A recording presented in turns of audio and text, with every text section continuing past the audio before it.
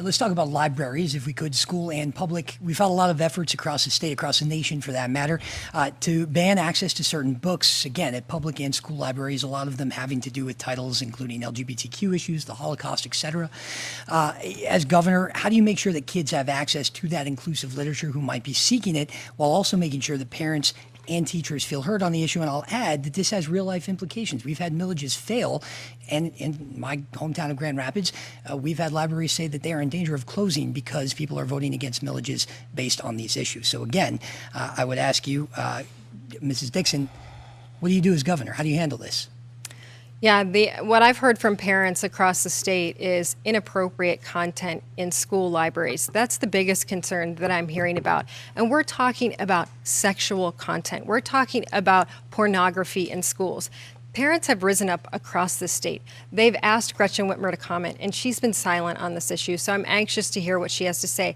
If you have material in your school that is something that you can't read to a child at a bus stop because you would be arrested because it is pornographic, then it should not be in our classrooms. What these parents are talking about are not textbooks that will help children learn about themselves. These are books that are describing to children how to have sex, and parents are outraged about it across the state. I stand with those parents that want to make sure we go back to the basics of reading, writing, and math in our schools.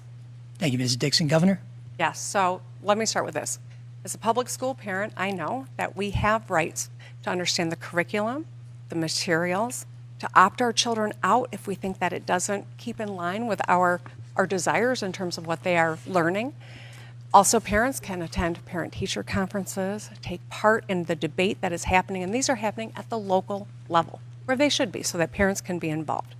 We also have a duty to make sure that all children feel accepted and safe and can learn and play when they are in school. I reject the false choice that it has to be one or the other. But I'll also tell you this, is with a really heavy heart that I see politicians try to wedge communities against one another. It is dangerous and it is selfish. Mrs. Dixon hosted someone on her show that said Martin Luther King Jr. shouldn't be in our history books. This is what we're talking about. We need to bring down the temperature and solve the problems to make sure parents are involved and students feel comfortable, and we're giving them a robust education.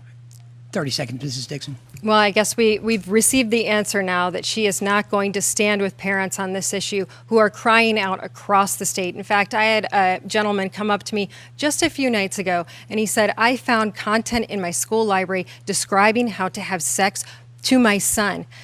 I went to the Democrats and I said, I cannot believe that this is in there. And they said, you are no longer a part of our party. He said, just a few weeks ago, not only was I a Democrat, but I was running for office as a Democrat. He said, because Democrats won't stand up for our children and go back to the basics, I'm leaving the Democrat Party.